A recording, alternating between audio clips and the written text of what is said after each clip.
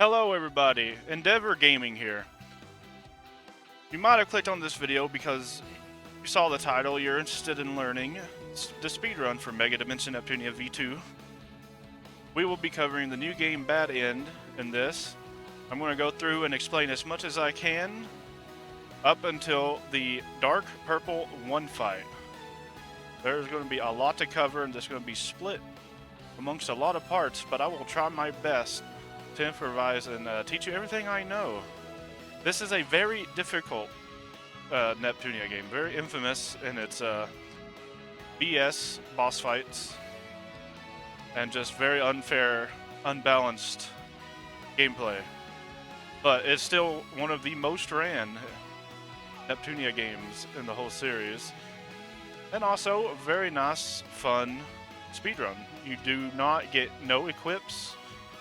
At least in the Bad End, there is a specific route for the True End where we get an armor for just a 1% more chance of surviving the Dark CPU fight, but we don't worry about that right now. We're going to go ahead and begin with what we do first. Now, make sure you have a save file, unless you just want to do this from scratch every time. Have a save file with all your settings on it from like your casual playthrough or whatever. But you might want to change some stuff around because there's some very specific settings we gotta get squared away. The sound doesn't matter. You can do that to your liking. Your camera controls, you can do that to your liking as well. This is what I personally use. Now, for button layout, this game uses a bunch of super fast, nearly instantaneous cutscene skipping. If you want the best time, cutscene skipping is a must for you to learn how to just get right.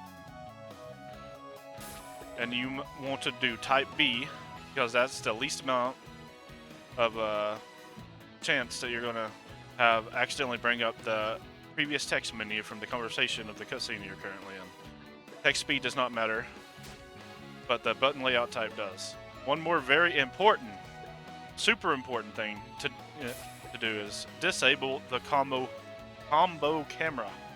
The reason being is every time you go to do a combo, obviously the camera likes to pan in on your character. That loses time, and by disabling it, you can save multiple seconds throughout sections of the game.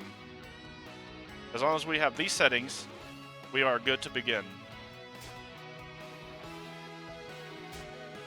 And you can make you a just quick file, get to the first save point, make sure those settings are there. Every time you want to do like a session of resets and stuff, just load up that file and your stuff is automatically set to be that way.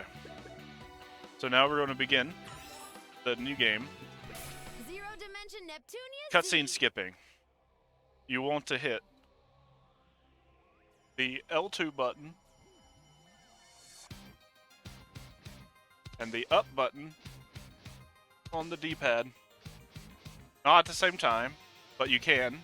It gets pretty precise. But pretty much L2 up X as fast as you possibly can. I do wish I had a hand cam to show, but we don't really. But this is try to show you. Game industry. L2 up X, L2 up X, L2 up X. We get 3 cutscenes at the start here before we gain control of Neptune after being transported into the Zero Dimension, you know, the story and all that jazz. Now you have 2 options here. I'm going to teach you what I do.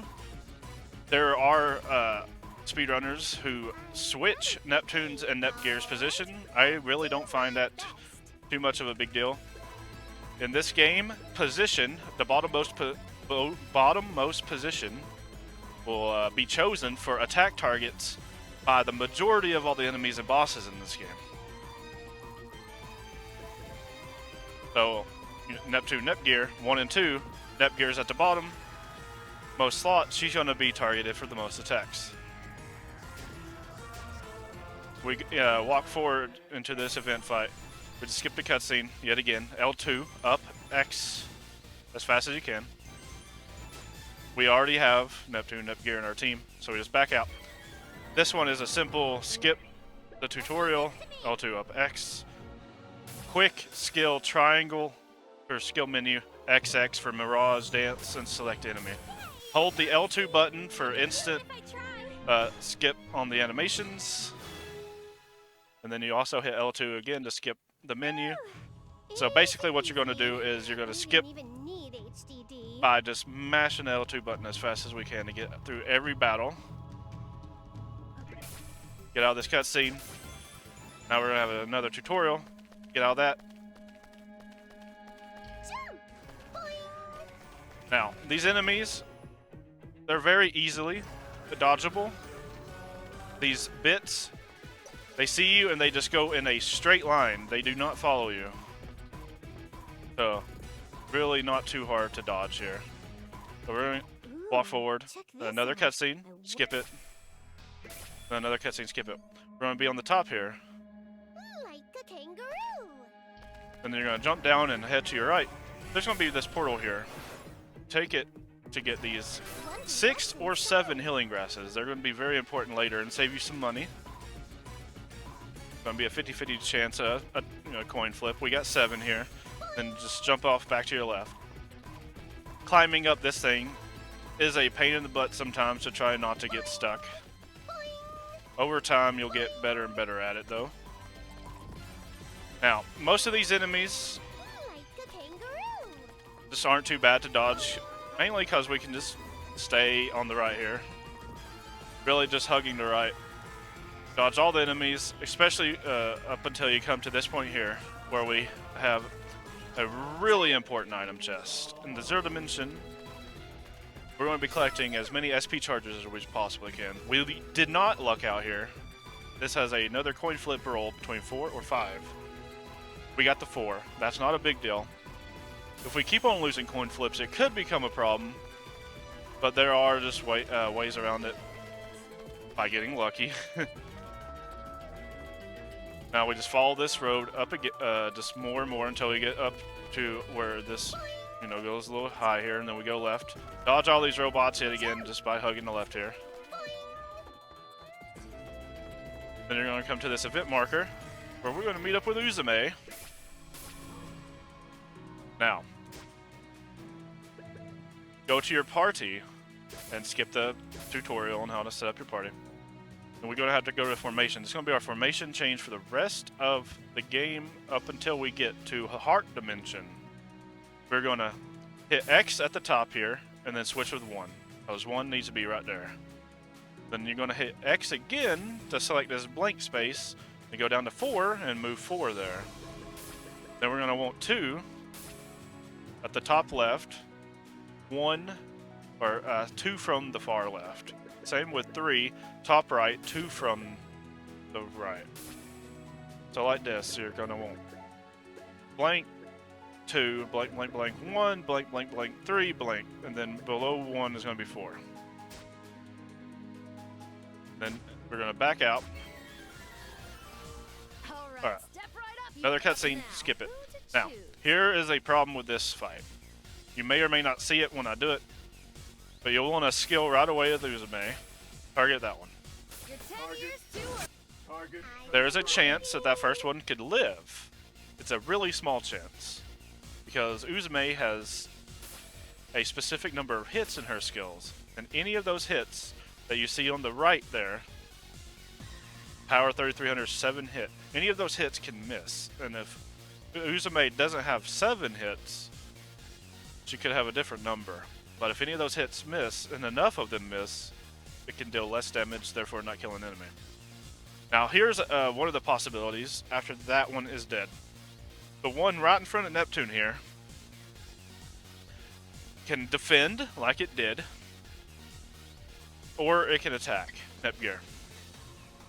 Reason why it defended is it chooses a skill at random at the start of its turn. If that skill cannot reach its target, which in this case it's Nepgear, because as I mentioned earlier, it picks the lowest character on the list. Most of the enemies in this game do. But because his skill wasn't going to reach, He defended instead. So here's how we get around that. He takes less damage when he's defending. So we're going to double team him by attacking with Neptune. It's my turn. Then we're going to go to Netgear and use her Slash Wave and target both. The thing about Slash Wave is it's a one hit. Meaning, if any of the hits miss, the whole attack misses. And we don't have the best accuracy at the start of this game, which is why earlier I mentioned Uzume has a chance of missing. So we're going to hit this attack and hope it kills them both. And it does. If it missed any of them, you'll see alive. There's also damage rolls in this game, similar to, let's say, Pokemon. It's not guaranteed to kill the first guy if it does land. That is so incredibly rare, but it is possible. Yet again, skip all these. L2 up X, L2 up X, and skip the tutorial, tutorial, tutorial, L2 up X. Now, here is one of the more infamous, nothing we can do about it, parts of Neptunia V2, the overworld. You can hold L2 to speed up the cursor. Each of these dots can give you a random encounter. It is 15% chance to get an encounter on any of these dots. So we opt to try and get the lowest amount possible. There's no way to influence it. Just gotta hope for the best. In this case, we'll see how many we can get on our way to the very first base visit. How to get there faster, you don't have to hold the cursor all the way. It'll be faster to use display list. In this case, there's only 2 areas, so you just hit down to open the display list, then hit down again to go to Uzume's hideout and choose it. Hang out here. Alright, we dodged the 15% chance all 4 times. We are at the base. No encounters. Now we see that we have to go back this way because there's going to be an event here. So we just open up the menu with down, hit down again, or you can hit up. Because in these menus, if you go from the very bottom, hit down again, you'll just go up. It's the same from going from up to down. You can just hit up and you'll go to the very bottom of the list.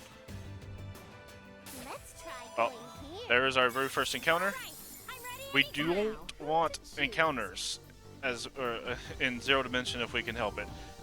Our luck, which is the determining stat for running away in this game, is incredibly low. That was actually lucky. We ran first try. You get to this edge of the stage where it'll let you hit R circle to run away. I choose you. Alright, so there's encounter number 2. Let's see if we can get lucky again. We got lucky again. Note that it is not normally that lucky to escape there. I choose That is actually pretty good. If this was a no reset speedrun, So we'd be what's the cheering game plan, about that. Disney? Now, we're about to have a double fight here. Check out the guns on Skip this that guy cutscene. turn. This first Serpentis just goes down, skill, I've been waiting. and if Uzume dealt enough damage, because, you know, yet again, her skill can miss some hits, Neptune might not be able to kill here, but it dealt over half of his damage, as you can see in the top left there. So Neptune is going to kill. We want Neptune to be the one to kill this thing. Oh, justice would And that's all you do for there. Now we do more cutscene skips. Here's where we're going to set some combos. Here's where I set the combos. Other players may set it earlier. You can do that as well. But here's where I set the combos. Get rid of the combo tutorial. You want Neptune and Netgear to have their rushes. And that's really it. Rushes are going to be important for a later fight. On the later part of this speedrun tutorial. And that's all we do in that minute. Skip that cutscene. Now this is our introduction to Orange Heart. We found out Uzume is a CPU. And she starts out transformed right away. Because in this world, Neptune and Netgear can't transform right away. They don't have no shares. So what we're going to do is, and this is if the luck depends to be on our side, we're going to skill with Orange Heart, Netgear, Neptune. And if we got lucky enough, one more round of skills from each of them will KO it. Alright. It did not. No big deal. Just combo. You know, like your X combo. Or square or whatever you want to do. That's all you do there. Simple fights. Now we gotta go back to Uzume's base yet again. Hold down to open up the menu. Not hold down, but hit down to open up the menu. Then hit down again. And there's encounter number 3. You're noticing now Netgear went first. Instead of Uzume. Netgear's speed, or you know, agility stat is now higher than Uzume's. Netgear failed to run, which is typical, so Uzume had to do it. Now we're back at the base. And here's going to be the first of many converses to advance the plot.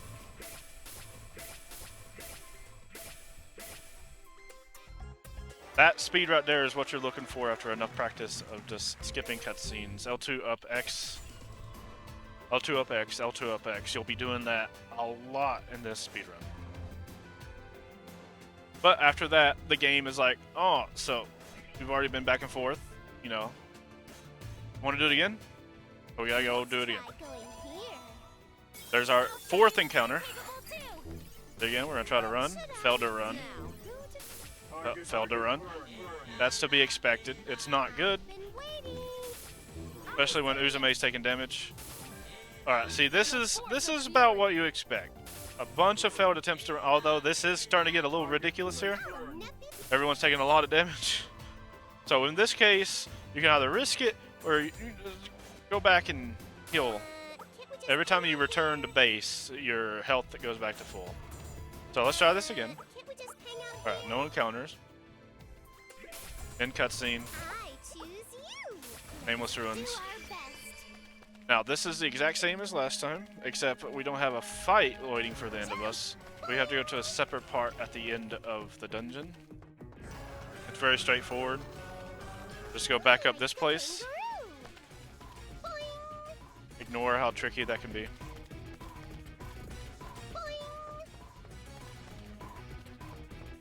Walk through here, stay to the right, dodge all these enemies. Every enemy in this game has a range of sight. They also have a very specific area they can be in. So if they do catch you in their range of sight, they have a area field that they can stick with. Like, let's say that enemy can't go past this line here. So he'll follow you up to here, but if you get to here, he'll stop chasing after you. Every enemy in the game has a different field of view and a line of sight. Hard to memorize them all.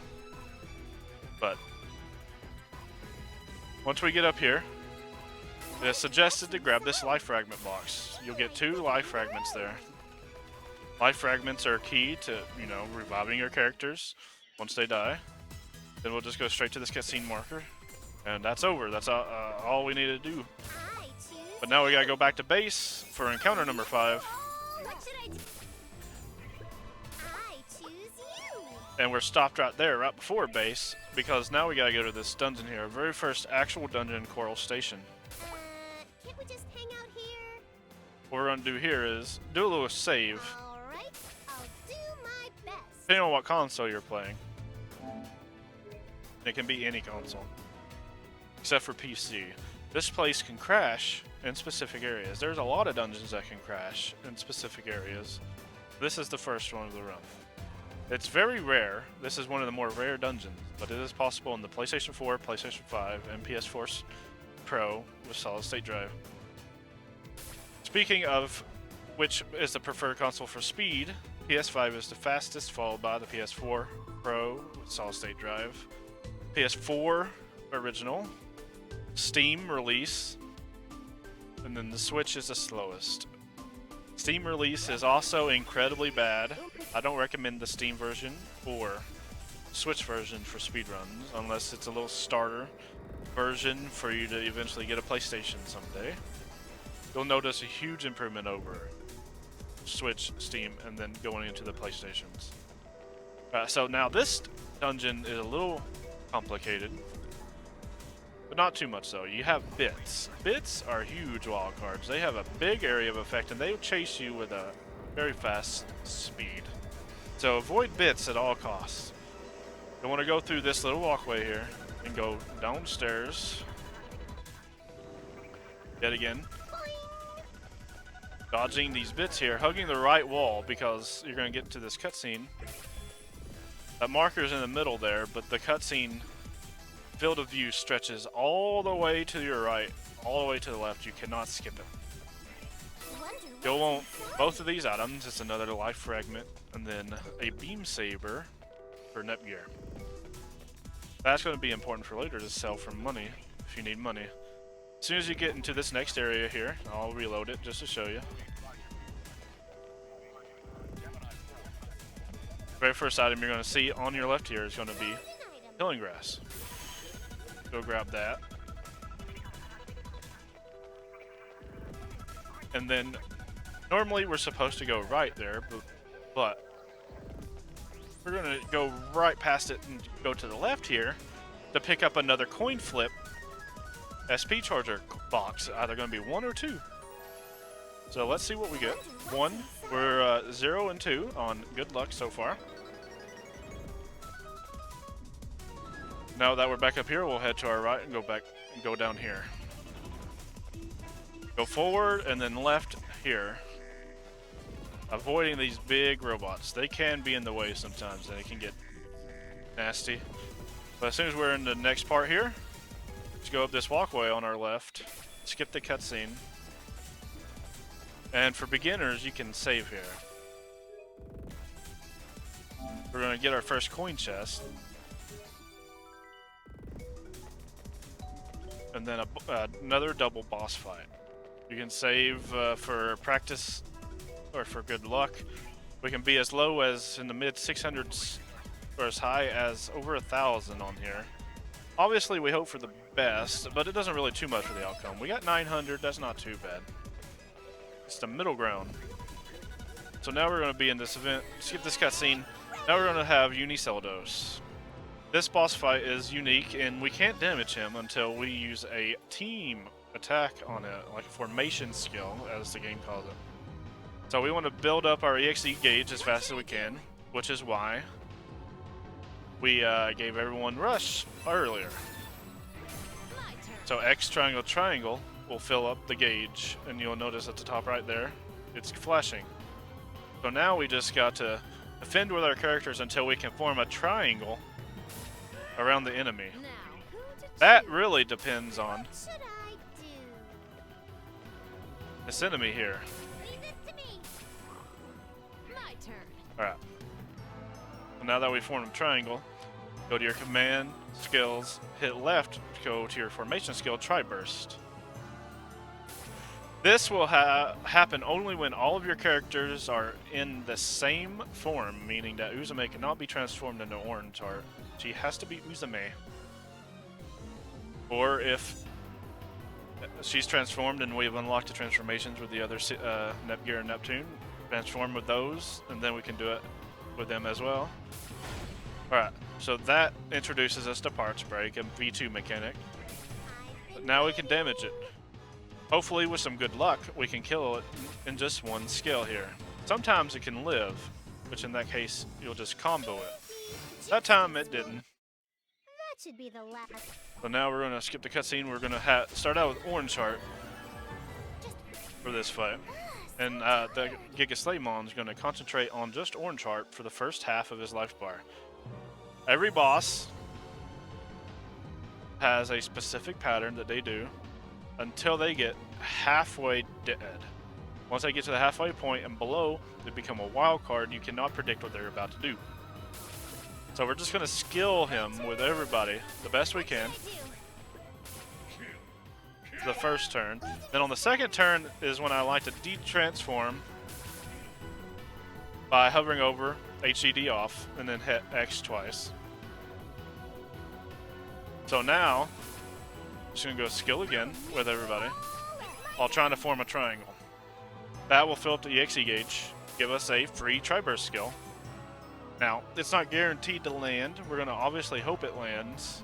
Let's see if it does. Okay, it landed. So now it's pretty much free. We're just gonna skill it till it dies. It's almost dead. Finish it off. Neptune's out of SP. The combo is all we needed. So now we're back in the overworld. Open up the menu. Head down. Go back to base. Encounter number, I don't even know at this point, 6, 7, I've lost count. We are definitely getting unlucky. Alright, so now we're going to have to do a little bit of prep because the next fight is the first and one of the major gatekeepers of the run. So we're going to skip all those cutscenes. We're going to go to the shop, skip the tutorials, stock up until you get like to 14 or 15 grasses. Let's just do 6 to get to 15 grasses. That's all we need. Skip all these cutscenes. There's going to be 2 of them. Then we're going to load up Jingu Sakura Park. To get there fast, to open up the menu and just hit up once.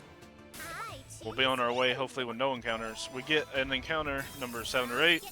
Hopefully we'll run fast. Of course, we don't, which is not a problem at this point. We're taking little damage. Now we're here. I'm going to save first because this stage has a lot of troublesome parts to it. A lot of difficult enemies to dodge. We're going to enter the Jingu part, skip the cutscene. Walk forward, dodge the pipe here, and dodge the cats. And then coming up is these little guys, these little stick figure guys, surfing on a paper airplane. Now, these guys have a big area of effect. They chase after you faster than you can run from them. But we need to get to that item box over there, which is going to be another coin flip on 1 or 2 SP charges. So basically learn his pattern, which is random, really. You can't really learn it. Then when you notice you have an opening, go up there and get the item box and then head towards that cutscene. You can also kind of pay attention to the radar at the top left. That'll also help you out. But once that cutscene's done, we got one more, easier to dodge. There's going to be a split here. We'll turn right. And follow this right until we get to the next area. And this next area is going to be another problem point. Another one of the reasons we bought so many grasses. But first, go left straight away for another chest. It can be as low as 600 like the last one, or as high as like 1200. We got insanely good luck. Not bad. So we're going to go to this marker and get over it. Now, you're going to want to preemptive strike these cats the best you can. We have to do an encounter to make sure Neptune is a specific level for a boss fight later. We got insane RNG here. We really were hoping for luck like this. You can have 4, 5, or 6, or 4 and 6. I can't remember off the top of my head. Now, we want to kill these things as fast as possible because if they get a turn, they have an outrageously huge area of effect skill that can attack multiple targets. And we're going to try to kill 2 of them with Nepgear's Beam Slice. But it's only 1 hit, so if it misses, the cat lives. So what we're going to do is kill that. Hope we hit both with Nepgear here.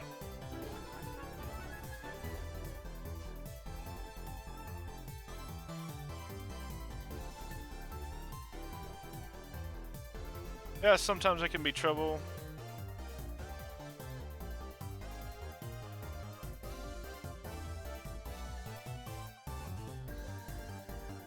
What I did was I accidentally killed the front one. We're supposed to kill the top one with Neptune. I had a lapse in judgment there, but just erase that. What I said earlier. You attack that one with Neptune, and then you'll want to do this with Nepgear. So we're going to pretend I did that. Attack that one. And then kill this one to Uzume. That one's going to get a free attack in. That's just my mistake. Mistakes happen. Alright, so that's easy peasy, as long as you don't make a mistake. Any damage you take, Get a little painful. we'll just pretend that one had like 6 enemies, so we all can't kill in the first turn, no matter what, anyway. So we'll be forced to take some damage. Dodge this guy, because yet again, he's another pain in the butt enemy to dodge.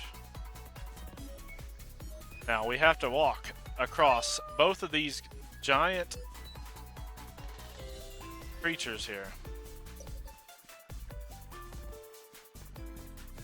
Then get to both of those. Another looks like I won that coin flip that time. Either 1 or 2 SP chargers, 1 or 2 life fragments. Looks like I got 2 on both of them. Then we're gonna come across that bridge, go over here and save. Because this is pretty much a coin flip on whether we win or lose. Dark purple 1 does not kid around.